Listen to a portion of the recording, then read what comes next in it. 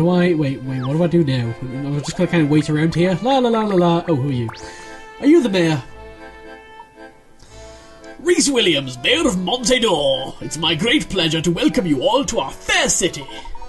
Thank you. My name is Herschel Layton. I'm a friend of Angela Lador's.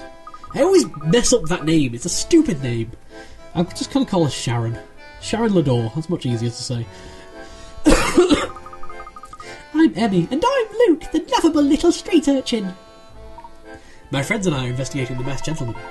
We'd like your permission to contact the Special Task Force and offer our assistance. Investigating? Fancy that. Well, we need all the help we can get. Let's see now. What's your puzzle-solving record so far? You really need to have solved at least 25, and here is the first puzzle gate of the game. Wow, the first puzzle gate in Layton 4 was like 50 or so, and it was like way late in the game. This one is kind of early-ish. You're amply qualified. Welcome to our task force. To be honest, our investigation's been a bit bumpy.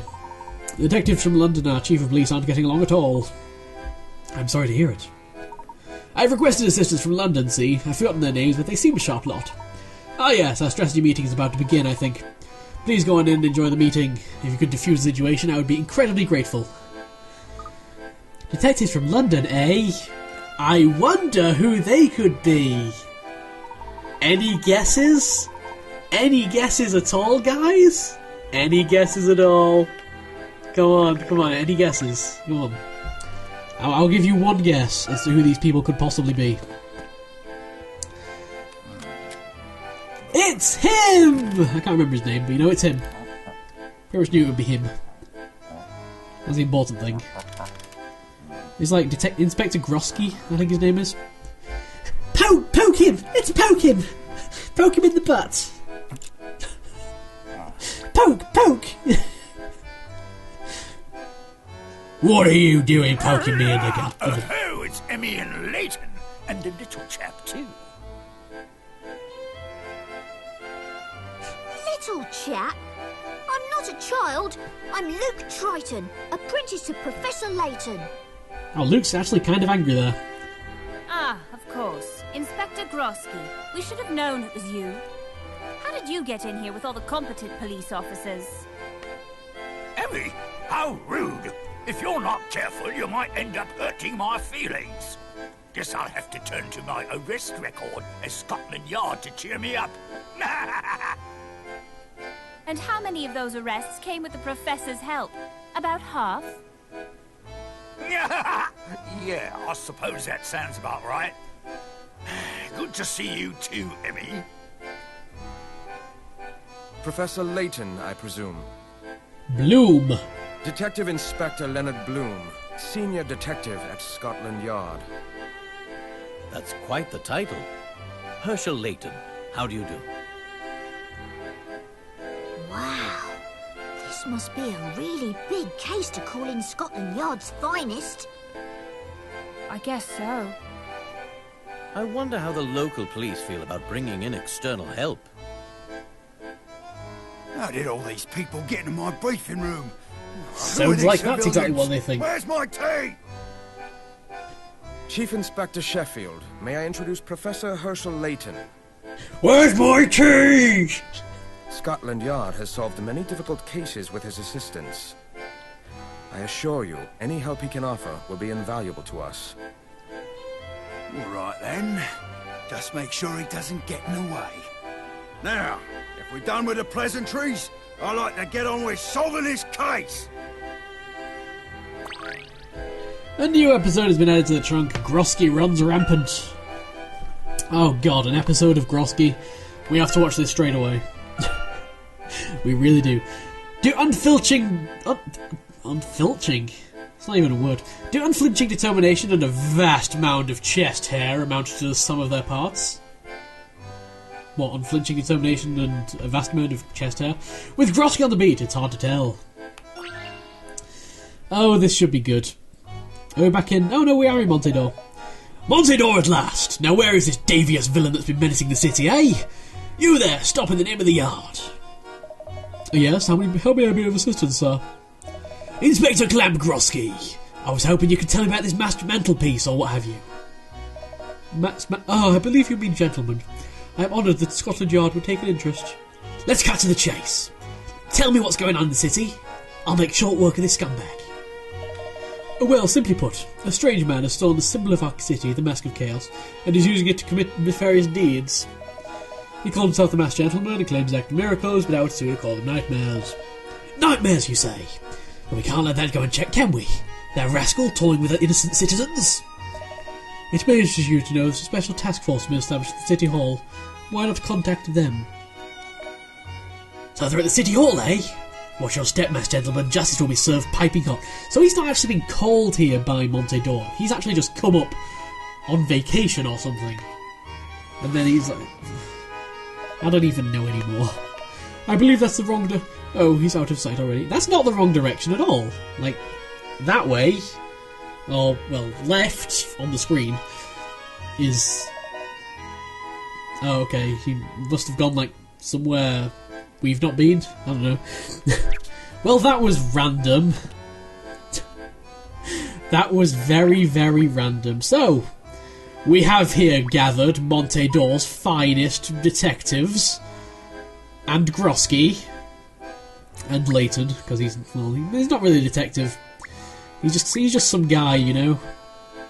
He is just kind of some guy. And all I'm really doing is looking for hint coins. Again, avoiding the urge to talk to anyone. So, bring him meant to be exercising. Yeah. Avoiding the urge to talk to anyone because I kind of just want to find hint coins, and I know there are 3 hint coins around here somewhere, and I found like 2 of them, I think. Is there one, like... Where would the other one be?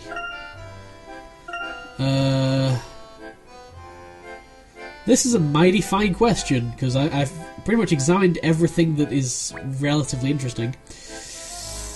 And now I'm moving on to things that are very much not interesting in the slightest. But there is another hint coin around here somewhere. Maybe somewhere on the blinds?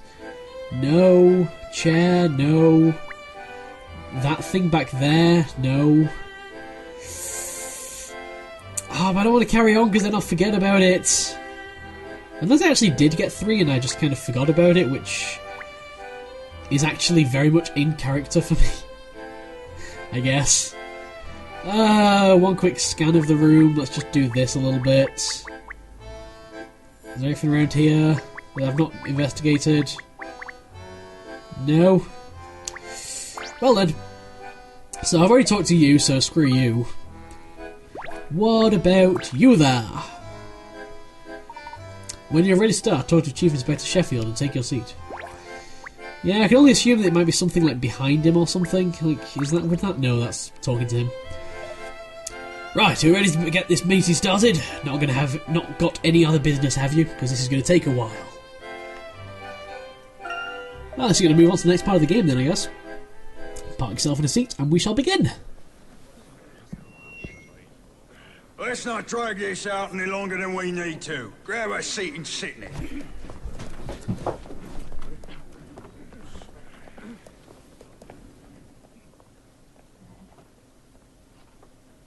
We get the front seats. Woo! Bloom, the floor's all yours. Please, if you would give me your attention, then perhaps I could help you apprehend the masked gentleman. Since you have proven yourselves to be astoundingly ineffective thus far, we've brought in some extra brain power to expose the truth behind these malicious tricks.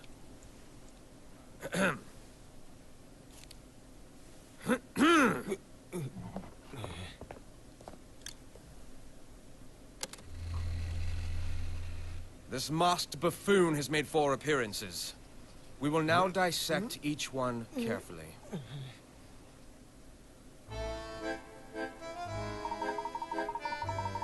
I love Luke, like, actively taking notes, like, yes, I must pay attention to everything he says and write it down.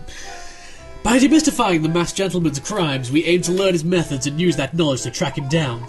We have a special guest here. His skills of observation are unparalleled in this room.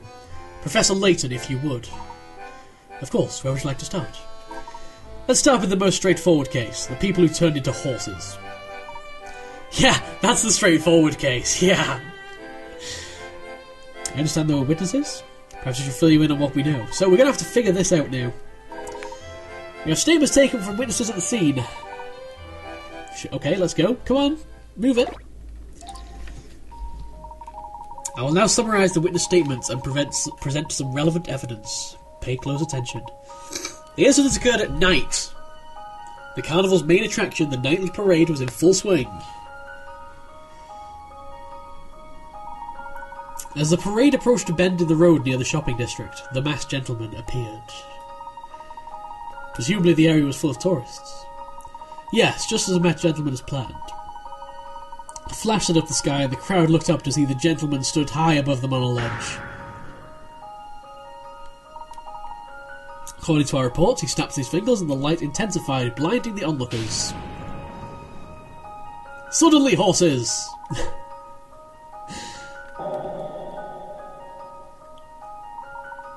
Those people vanished, leaving behind only a few personal effects.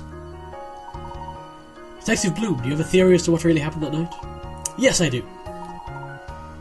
Please allow me to confirm a couple of points before we continue. Does the parade start... This is giving me like proper Ace Attorney like vibes. I don't know why. Does the parade start at the same time every evening? I'm gonna cross-examine this witness. In a manner of speaking, I suppose, it always starts just after sunset. We were able to confirm the identities of the people who were supposedly turned into horses. No, none of their belongings contained any IDs, and no missing person reports were found. I think it's fairly obvious that they weren't actually peoples. The masked gentleman obviously tricked witnesses into believing some people had been turned into horses. There was one essential atmospheric element to his charade, whatever. What was the key element necessary for the masked gentleman's trick to work? The colours of the parade, the weather, or the time of day? Okay, well... Man, this is kind of a tough one. I think we have to assume that basically what happened was he just kind of mocked up some random personal effects and that no one's actually gone missing. And so what I am going to say is that this was actually related to the time of day, purely because maybe the horses were rigged to be like led out at a certain time. I don't know. Either way, of course! It was already dark at the start of the parade, so it would be easy to miss things even before the blinding light. Okay. It's much easier to trick the eyes with bright lights when it's dark all around. Several witnesses claimed they actually saw tourists transform into horses. I, however, do not believe in magic. Why couldn't the witnesses have seen the tourists transform? There were... Wait. I'm going to say there were no tourists. There were no tourists. Oh no, I only got a hum for that.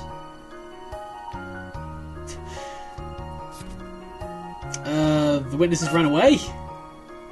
I only got a hum for that as well. Well, at least I can do this infinitely, so I don't actually have to think about it or anything. I can just tap them at random. Their eyes were closed. Sure. When the horses appeared, the people's eyes must have been closed. At night, their eyes were extremely sensitive to bright light. They couldn't have seen anything. Okay. Masked gentlemen temporarily blinded onlookers to cover up the trick. So-called tourists swiftly left, and horses were set loose into the street. Which leaves just one thing to explain. Where were the horses hidden? I'm tempted to say, well, it's either going to be the sewers or the alleys nearby. I'm probably going to say alleys nearby. Because if you ever tried getting a horse out of a manhole, it's not easy. It's very not easy. And assuming you have it all worked out, Professor, would you care for to elaborate for everybody?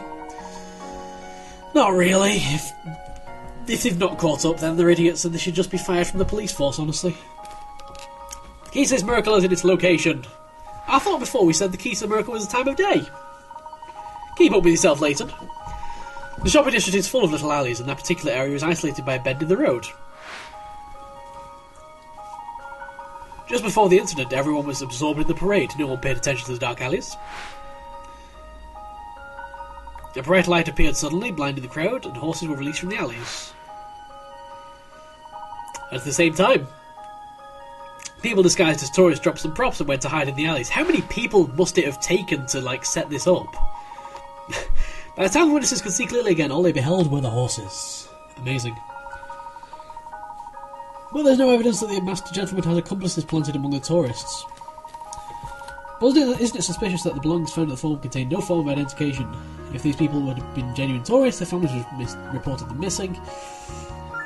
Well, that was pretty darn simple. And pretty much what I expected from the beginning. What? The masked gentleman's trick wasn't real? But it was magic. Oh.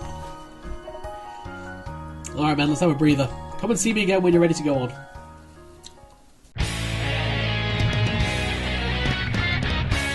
Set you off the robots, not the teddies. For God's sake, Bonnie, you have one job! You have one job and one job only. What is wrong with you? Damn it, Bonnie, you're fired! He did not hire you to peddle the teddy, he hired you to peddle all the toys. It's not that difficult. God! The things he has to put up with.